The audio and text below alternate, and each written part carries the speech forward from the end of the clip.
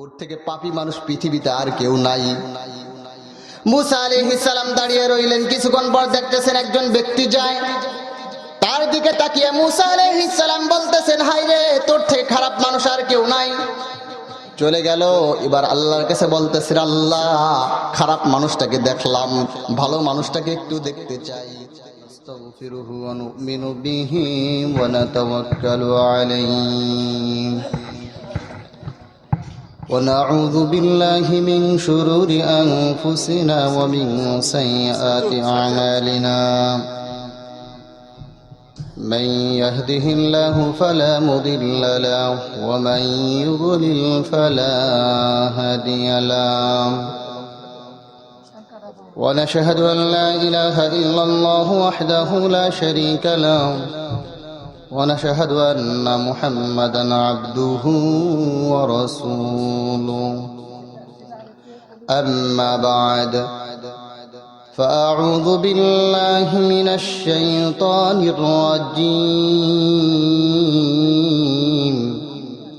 بسم الله الرحمن الرحيم يا أيها الناس إنا خلقناكم من ذكر وأنثى وجعلناكم شعوبا وقبائل لتعارفوا إن أكرمكم عند الله أتقاكم صدق الله العلي العظيم وصدق رسوله النبي الأمي الكريم ونحن على ذلك لمن الشاهدين والشاكرين والذاكرين والحمد لله رب العالمين خدا در انتظار حمد مانیس محمد چشم براه ثنانیس محمد حامل حمد خدا بس خدا مدح آفر مصطفى بس محمد ادتمی خواهم خدا را خدایا ادت حب مصطفى را সবাই আওয়াজ করে জবান ছেড়ে দিয়ে দুরূদ ইব্রাহিম পড়ি। আল্লাহুম্মা সাল্লি আলা محمد وعلى آل محمد كما صليت على إبراهيم وعلى آل إبراهيم إنك حميد مجيد اللهم بارك على محمد وعلى آل محمد كما باركت على إبراهيم وعلى آل إبراهيم ইন্নাকা হামিদুম মাজিদ। যারা এদিক ওদিক ঘোরাফেরা করছে, আমরা ঘোরাফেরা না করে মাহফিলের প্যান্ডেলের ভিতরে বসে যাই। এই তালিম ও সুন্নাহর মাহফিল প্রতিদিন হবে না, হবে প্রতিদিন? প্রতিদিন হবে না, বছরে একদিনই হবে। তো এই বরকতময় মজলিস আপনারা পাবেন না, ইচ্ছা করলেও পাবেন না। আরে বোকা তো ওই ব্যক্তি যে ভালো কাজ করার সুযোগ পেল অথচ করল না, নাদান তো ওই ব্যক্তি। তো আমি সবাইকে উদারত আহ্বান করব, আমরা এখনই প্যান্ডেলের ভিতরে চলে আসি। আমরা সেই মহান মালিকের দরবারে শুকরিয়া আদায় করব, যিনি আমাদেরকে অত্যন্ত দয়া ও মায়া করে দুনিয়ার সমস্ত মানুষের ভিতর থেকে যাচাই বাছাই করে সামান্য কয়েকজন মানুষকে এই বরকতময় মজলিস আসার তৌফিক দান করেছেন। সেই মালিকের দরবারে শুকরিয়া আদায় করি আলহামদুলিল্লাহ। আলহামদুলিল্লাহর আওয়াজ হয় নাই। আলহামদুলিল্লাহ বলবে যারা জান্নাতে যাবে তারা। সুবহানাল্লাহ।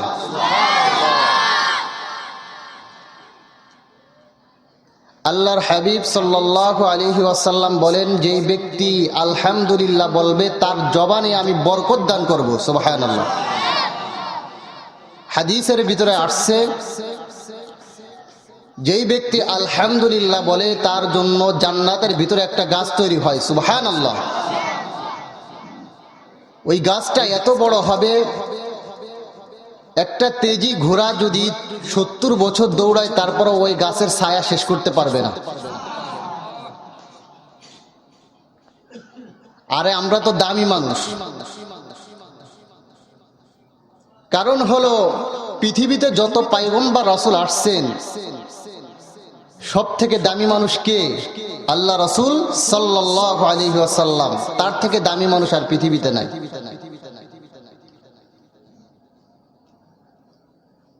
পয়গম্বর ঈসা আলাইহিস সালাম পাহাড়ের পাশে গিয়েছেন, পাশে যায় দেখে একটা পাথর। আল্লাহর কাছে বললেন, আল্লাহ, পাহাড়ের পাশে একটা পাথর, পাথর তো সাধারণত কালো হয়, পাথর কেন সাদা? আল্লাহ রাব্বুল আলামিন বলেন, পয়গম্বর ঈসা, এটা দেখে কি তুমি আশ্চর্যিত হয়ে গিয়েছো? পয়গম্বর ঈসা আলাইহিস সালাম বললেন, হ্যাঁ হ্যাঁ, আমি অবাক হলাম।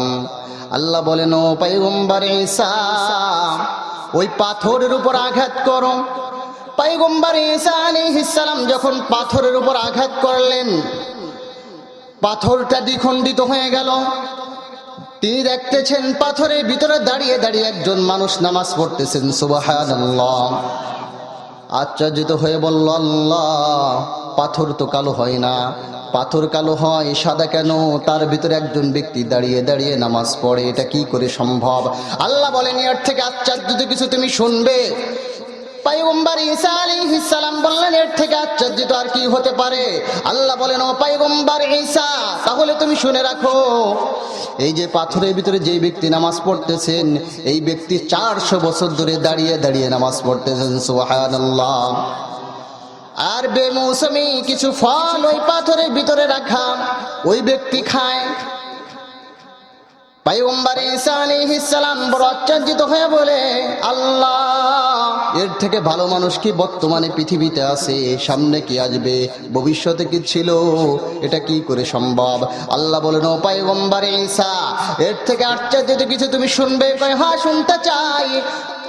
এই ব্যক্তির এই আমল দেখে তুমি আশ্চর্যিত হয়ে গেছো, তুমি জেনে রাখো, মুহাম্মাদুর রাসূলুল্লাহর উম্মত যারা হবে, এই ব্যক্তি থেকেও তারা বেশি দামি হবে। সুবহানাল্লাহ।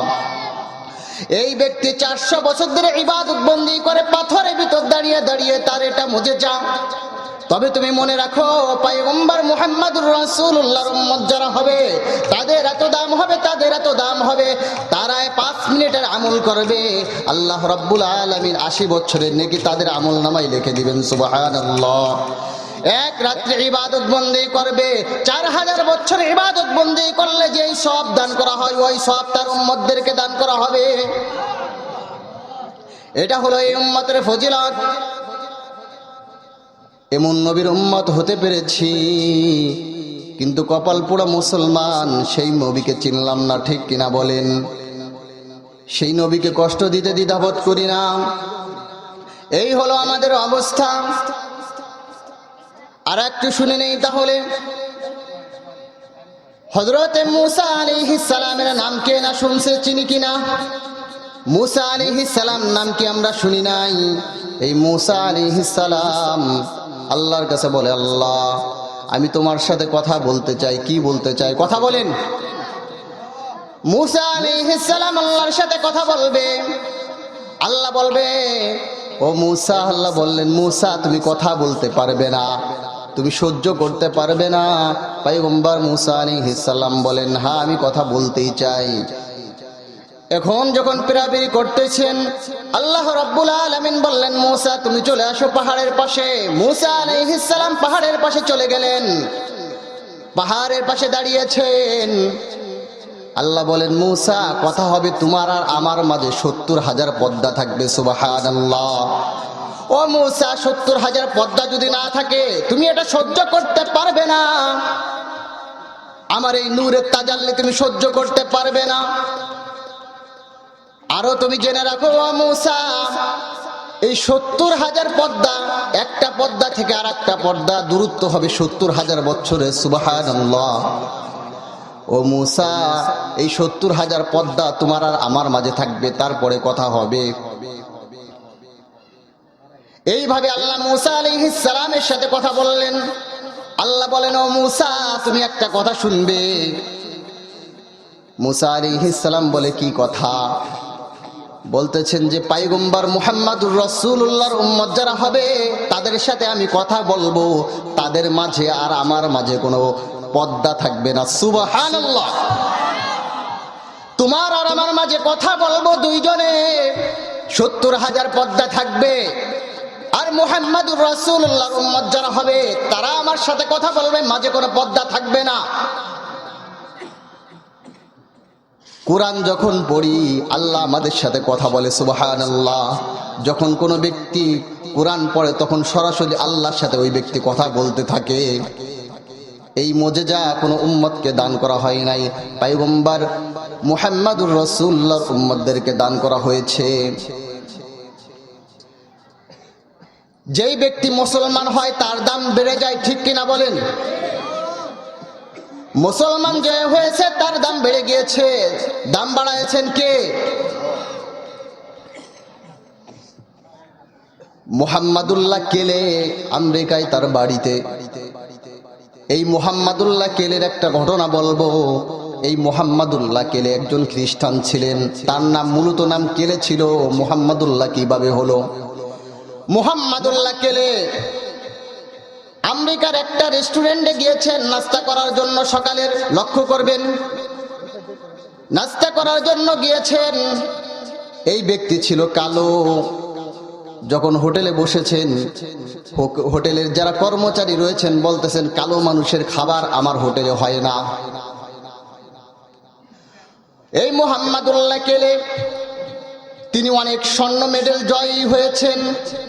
তিনি বলতেছেন, যেই রাষ্ট্র থেকে, যেই রাষ্ট্রের সম্মান আমি বৃদ্ধি করলাম, যেই রাষ্ট্রের সম্মান আমি বাইরে থেকে নিয়ে আনলাম, ওই রাষ্ট্রের রেস্টুরেন্টে সকালের নাস্তা আমার জন্য হয় না। কোন ধর্মে আছি? এই মুহাম্মাদুল্লাহ কেলে বড় কষ্ট পেলেন।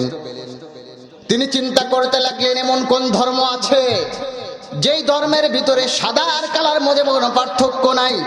এমন কোন ধর্ম আছে যেই ধর্মের ভিতরে সবার সমান অধিকার? মুহাম্মাদুল্লাহ কেলে খ্রিস্টান ধর্ম গবেষণা করতে লাগলেন, ইহুদি ধর্ম গবেষণা করতে লাগলেন, খ্রিস্টান ধর্ম দেখলেন, হিন্দু ধর্ম দেখলেন, সব ধর্ম দেখলেন, কোনো ধর্ম পেলেন না। সব ধর্মের ভিতরে ভেদাভেদ আছে। তিনি চিন্তা করতে লাগলেন, কি করা যায়, কি করা যায়। মুসলমানদের ধর্ম তিনি গবেষণা করতে লাগলেন। গবেষণা করে পেলেন এমন একটা ধর্ম পৃথিবীতেই আছে যেই ধর্মের ভিতরে কালো এবং সাদার মাঝে কোনো পার্থক্য নেই, সেটা হলো ইসলাম ধর্ম। এই মুহাম্মাদুল্লাহ কেলে চিন্তা করলেন, যেই ধর্মের ভিতরে ভেদাভেদ আছে ওই ধর্মের ভিতরে আমি থাকতে চাই না। এমন একটা ধর্মে আমি থাকব যেই ধর্মের ভিতরে কোনো সাদার কালার ভিতরে পার্থক্য নেই, কোনো ভেদাভেদ নেই, সামঞ্জস্যতা নেই। এই মুহাম্মাদুল্লাহ কেলে কালিমা পড়ে মুসলমান হয়ে গেলেন। যে ধর্ম গ্রহণ করবে, মুসলমান ধর্ম যেই ব্যক্তি গ্রহণ করবে, দাম বাড়াবেন কে? দাম বাড়াবেন কে? জোরে বলেন। আল্লাহ কি বলেন জানেন? ইয়া আইয়ুহান নাস ইন্না খলাকনাকুম মিন যাকারিন ওয়া উনসা ওয়াজআলনাকুম শুউবান ওয়া ক্বাবাইলা লিতাআরাফু। আল্লাহ রাব্বুল আলামিন বলেন, হে দুনিয়ার মুসলমানেরা, তোমরা শুনে রাখো, আমি তোমাদেরকে একজন পুরুষ এবং নারী থেকে সৃষ্টি করেছি ধারাবাহিকতা রক্ষা করার জন্য, লিতাআরাফু, পরিচয় নির্ধারণ করার জন্য। একজন পুরুষ এবং একজন নারী থেকে আমি তোমাদেরকে সৃষ্টি করেছি পরিচয় নির্ধারণ করার জন্য। আমার কাছে কে বেশি দামি তুমি জানো? লিতাআরাফু ইন্না আকরামাকুম ইনদাল্লাহি আতকাকুম। যে বেশি আমাকে ভয় করে সে আমার কাছে সবচেয়ে বেশি দামি। সুবহানাল্লাহ। আল্লাহ বলতে পারতেন রাষ্ট্রের প্রধান যে হবে সে বেশি দামি, তারপরে মন্ত্রী যে হবে সে বেশি দামি, চেয়ারম্যান যে বেশি হবে সেই দামি। এই কথা আল্লাহ বলতে পারতেন। আল্লাহ বলেন, না না না, চেয়ারম্যান যদি আল্লাহকে ভয় করে সে দামি হবে, শ্রোতা যদি আল্লাহকে ভয় করে সে দামি হবে, কৃষক যদি আল্লাহকে ভয় করে সে দামি হবে, রিক্সা চালক যদি আল্লাহকে ভয় করে সে দামি হবে। কে বলেছেন? যে আমাকে সবচেয়ে বেশি ভয় করবে সে আমার কাছে দামি। বরঞ্চ চেয়ারম্যান যদি আল্লাহকে ভয় কম করে, রিক্সা চালক যদি বেশি করে, তাহলে আল্লাহ বলেন ওই রিক্সা চালক আমার কাছে সবচেয়ে বেশি দামি। হাদিসের ভিতরে এমন আসছে, ধনীদের থেকে গরিবরা 500 বছর আগে জান্নাতে যাবে। সুবহানাল্লাহ। আল্লাহ বলেন ওই ব্যক্তি আমার কাছে দামি।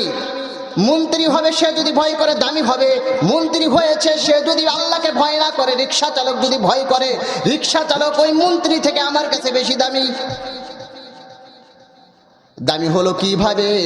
কালো গোলাম হযরতে বিলাল রাদিয়াল্লাহু তাআলা আনহুর নাম সবাই শুনছে কিনা?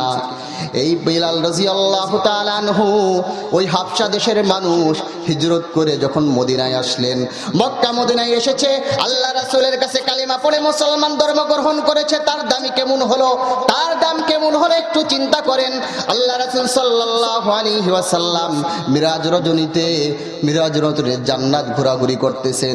জান্নাতে যায় ঘোরাঘুরি করতেছে, তার সামনে দিয়ে একজন ব্যক্তি চলে, হেঁটে হেঁটে যায়। জিবরাইল আলাইহিস সালাম বললেন আপনার সামনে দিয়ে কে যায় আপনি জানেন? আল্লাহ রাসূল সাল্লাল্লাহু আলাইহি ওয়াসাল্লাম বললেন না, জানি না। ওই জান্নাতের ভিতর দিয়ে ওই ব্যক্তি যাওয়া আসা করতেছে, ইনি হলেন আপনার সাহাবী হযরতে বিলাল। সুবহানাল্লাহ। আল্লাহ রাসূল সাল্লাল্লাহু আলাইহি ওয়াসাল্লাম যখন মক্কায় চলে আসলেন, বিলালকে ডাকতেছেন, বিলাল ও বিলাল, আল্লাহ তোর দাম কেমন বাড়ালো রে বিলাল? আমি জান্নাত দিয়ে ঘোরাঘুরি করলাম, দেখি আমার সামনে দিয়ে তুমি ঘোরাঘুরি করতেছো। সুবহানাল্লাহ। এই বিলাল রাদিয়াল্লাহু তাআলা আনহু গোলামের ঘরের গোলাম, তার কোনো দাম নাই, তার কোনো দাম নাই, বংশ কোনো মর্যাদা নাই, বংশই মর্যাদা কোনো কিছুই তার নাই। এই ব্যক্তি যখন ইসলাম ধর্ম গ্রহণ করলেন, পৃথিবীর শ্রেষ্ঠ মানুষে রূপান্তরিত হয়ে গেলেন। সুবহানাল্লাহ। এই জন্য তো আল্লাহ রাব্বুল আলামিন বলেন, যেই ব্যক্তি ইসলাম ধর্মে প্রবেশ করবে সে দামি হয়ে যাবে। কে বলেছেন? সে আল্লাহর নাম বলতে কি লজ্জা লাগে? আরে আল্লাহর নাম বলবেন, আল্লাহ আপনাকে, আপনি এমন ভাবে নামটা বলেন, আল্লাহ হয়তো এই নাম বলার ওছেগলা করে আপনাকে মাফ করে দিবেন। সুবহানাল্লাহ। হযরতে মূসা আলাইহিস সালামের কথা বলতেছিলাম।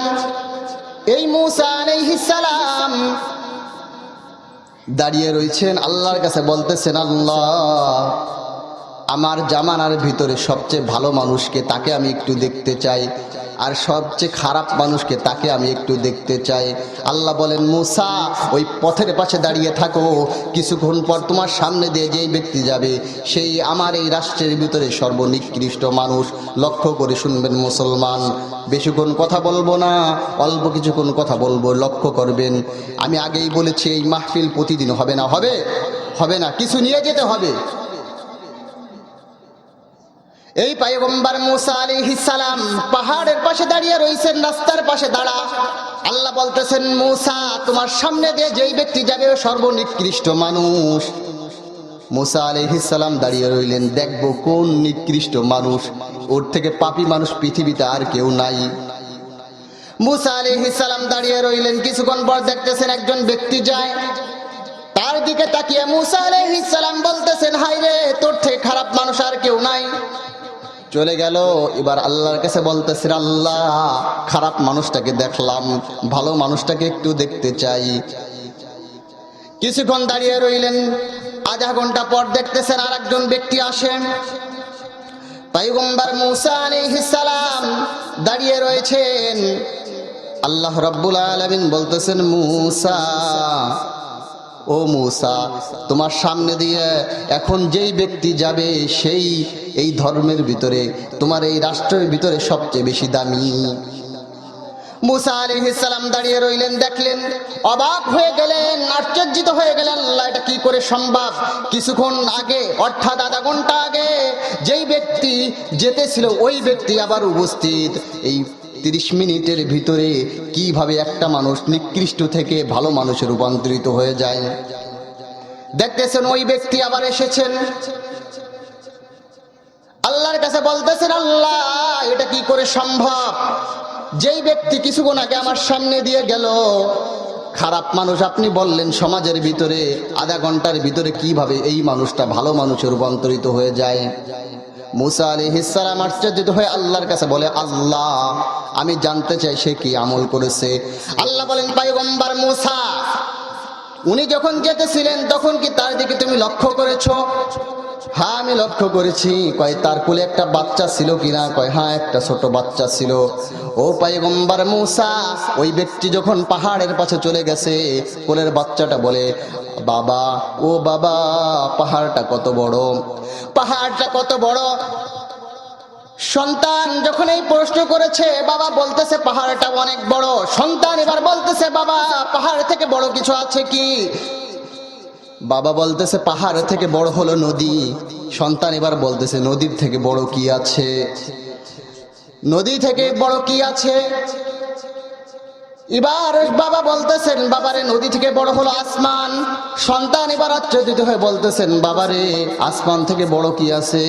বাবা এবার বলতেছে আসমান থেকে বড় হলো আমার জীবনের গুনাহ, আমার জীবনের পাপ, আমার জীবনের নিকৃষ্টতম পাপ। এই কথা বলে চোখের পানি ছেড়ে দিয়েছে, চোখের পানি ছেড়ে দিয়েছে। সন্তান এবার বলতেছেন, বাবারে তোমার পাপ থেকে বড় হলো কি? এবার বাবা এই কথা বলে যখন চোখের পানি ছেড়ে দেয়, সন্তানের কাছে এবার বলতেছে, বাবারে সবকিছু থেকে বড় হলো আল্লাহর দয়া এবং মায়া। সুবহানাল্লাহ। আল্লাহ রাব্বুল আলামিন বলেন, ও পয়গম্বর মুসা, আমার বান্দা যখন সবকিছু থেকে আমার দয়া এবং মায়াকে বড় মনে করলো, আমি ওই বান্দাটাকে খারাপ থেকে সমাজের ভালো মানুষে রূপান্তরিত করে দিলাম। সুবহানাল্লাহ। এই জন্য আমরা